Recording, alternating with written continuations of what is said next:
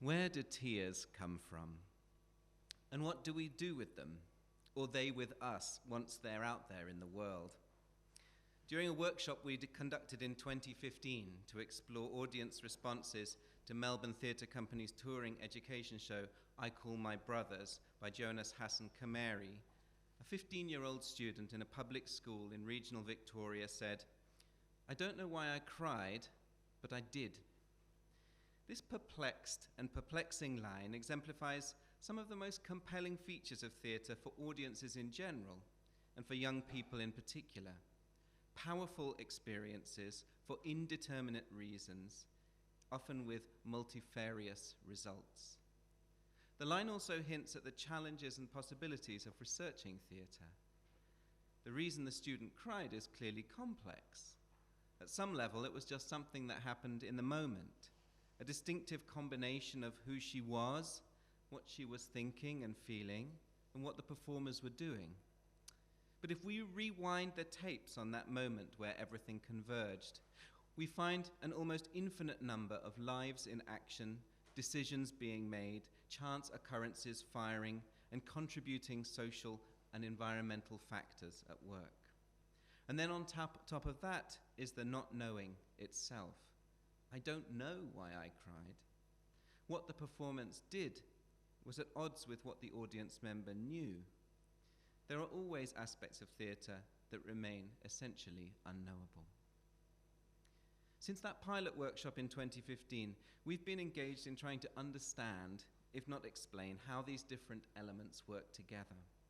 In collaboration with a wide range of partner organisations, theatre companies Arena, HotHouse, Arthur, Bell Shakespeare, and Melbourne Theatre Company, Geelong Arts Centre, Creative Victoria, Regional Victoria, and TNA.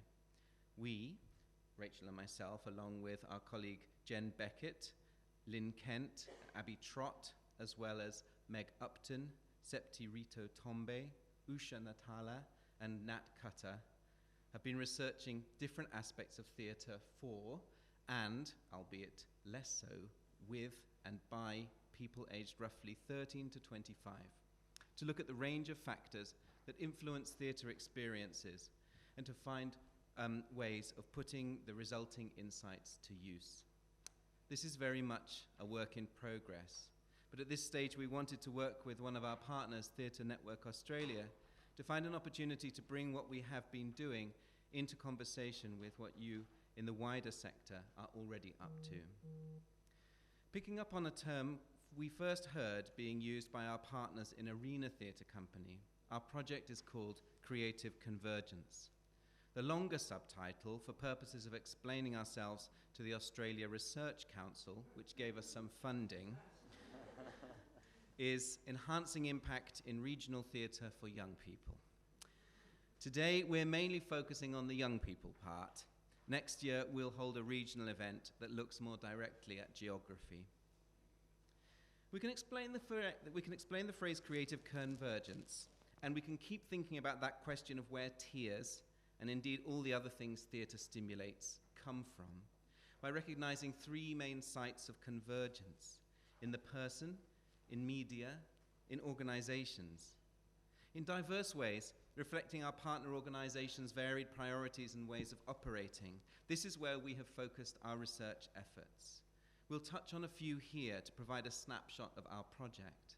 In so doing, I hope we can give you a sense of the range and scope of what working in a university enables us to do, while at the same time you will no doubt identify some of the limitations that come with our institutional location.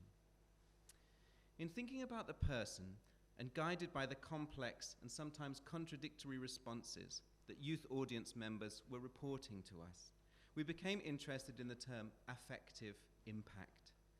On the face of it, the phrase is contradictory. Affect emphasizes the embodied, fleeting, and downright unruly dimensions of audience experience that many impact assessments appear to disregard in favor of quantitative, explainable, and actionable data. However, only the narrowest definitions of impact could fail to register how deeply rooted in affective experience are those features of the theatrical event that are most transformative and intense, or conversely, boring or aggravating. It follows that a substantive understanding of impact can't be achieved without registering how and where affect functions in the theatrical event, not least since the lives of young people can equally be characterized by the carefully prescribed criteria of academic success and the emotionally challenging and often inchoate desire for self-discovery and self-definition.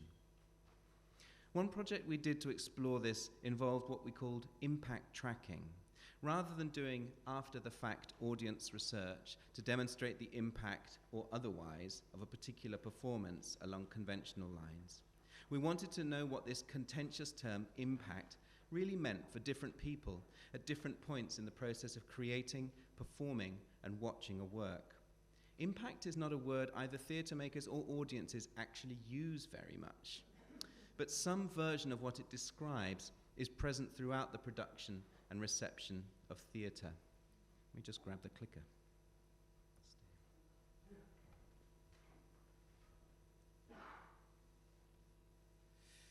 So we spent time in the rehearsal room of a Melbourne Theatre Company's 2017 education show, Melbourne Talum, by Rashma M. Kalsi, looking at how the anticipation of audience impact guided the creative decision-making process amongst director Petra Khaliv, actors Sonia Suarez, Rohan Merchandani, and Sahil Saluja, and other members of the team. We went out on the road with them on their regional tour, watching performances and interviewing them.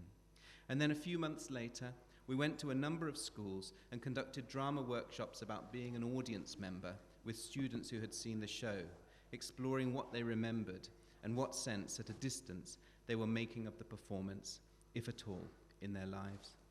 I just have just this one image, which was from the show. We did this exercise 3 months later in a school. Without prompting, we asked them simply to kind of reproduce parts of the show they remembered, and you can see that they're actually incredibly kind of accurate in this particular moment. So many fascinating details arose out of this project. The ways in which the creative team addressed concerns over the cultural legibility of a play about 3 Indian migrants seeking to build a life in Melbourne.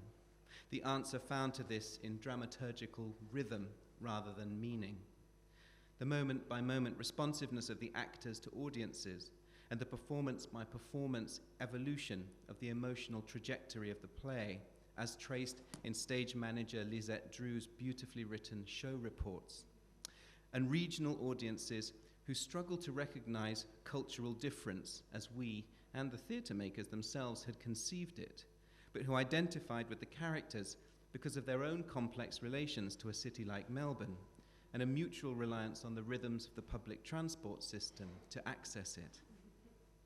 More broadly, our research highlighted the integral role that actors played in enhancing the impact of Melbourne Talum, their critical perspectives on how the performance was being represented, their resourcefulness in shaping the play in rehearsal and performance, and their articulate engagement with audience members during post-show Q&As meant that they played the project rather than only the role. This in turn underscored the necessity of complex theatrical material, something the creative team can engage with rigorously and expansively so as to ensure its integrity, and that audiences can find their own way into and through. The Melbourne Talum audience was looking to identify with characters and were creative and open-minded in finding opportunities for doing so. But it was hard to predict exactly what they would find most powerful. It may be the hallmark of a good production that this varies from performance to performance. As we know, if theatre is one thing that might converge on the person in a distinctive and often intense way, then the vast majority of people, particularly younger people, are themselves participating in a wider network of interlinked technologies and information systems, sometimes referred to as media convergence. Traditionally, live theatre, happening right here, right now, is seen as being the opposite of digital media, which is distributed in space and time. But this is at best an oversimplification, and neither performances nor audiences can be understood if we do not think carefully about the role media play in their creation, interpretation, and increasingly in the experience itself. There are many theatrical innovations that are utilizing digital media, and we will hear about some at different points in the day. At the same time, perhaps it's the case that theatre and digital media sit in a distinctive relationship to each other, which might be characterized by seamlessness in some areas, but resistances or latencies in others. Tracing some of those seams and testing the resistances has been a focus of our work with technology. Some of it is resolutely Web 1.0. With the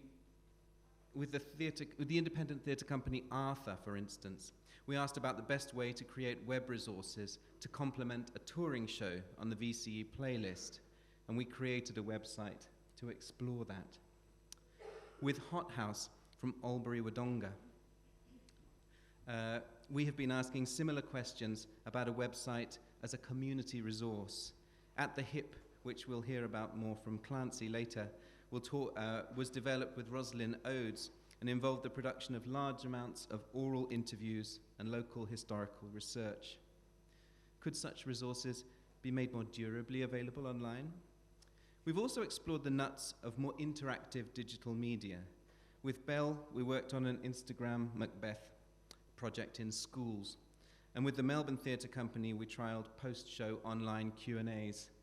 I can tell you in a nutshell, Facebook sucks. Use Instagram stories. We've worked with Geelong Performing Arts Centre on their takeover program, where school participants used theatre to explore the meanings of digital media in their lives. And recently, in collaboration with our colleagues in the physiology department at the university, with Darius Kedros of Sonic State Design, we have begun working with Arena on exploring the implications of VR technologies, particularly the new tetherless Oculus Quest headset for theatre, particularly for theatre at a distance. What all of this activity ultimately discloses and turns on is the remarkably complex ways in which young people in particular blend online identities, real lives, and theatrical experiences. In some ways, theatre does still offer something of an alternative or a sanctuary from the endless jabber of social. In other ways, social media is a lifeline for learning about theatre. Witness, for instance, the high school student in Warrnambool who's on Facebook only because that's where theatre companies put their information. And in yet others, digital platforms offer a crucial mechanism for two-way and multiplayer participation in theatrical worlds. Minimally, this might be about marketing. Usefully, it could involve education resources and a way of sustaining a relationship with artists at a distance over time. Ultimately, it opens up performances for active participation, but not under any circumstances. The assumption that so-called digital natives will participate in anything just because it's online, or because it begins with the words Insta, Snap, or Tick, overlooks the volume of demands on their attention, the level of discernment and curatorship they exercise in that domain, and the continuities with real-world environments that can determine whether or not they feel confident or safe in participating. When we asked one of the high school students participating in the VR workshop at Arena where she'd be most comfortable having a VR theatre experience, she said, "In a theatre." Rachel.